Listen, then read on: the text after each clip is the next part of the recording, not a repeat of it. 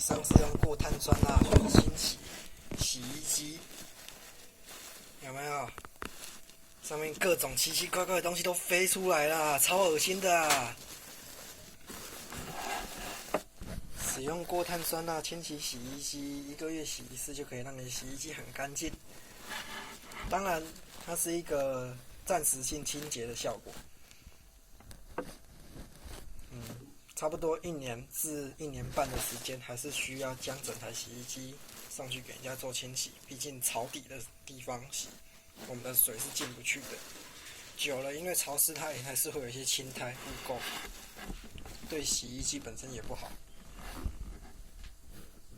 过碳酸钠它是在清洗洗衣槽里面，让我们洗衣服的地方的一些皂垢、皮屑有的没的，全部都把它清洗出来。你们看它开始在起泡泡了。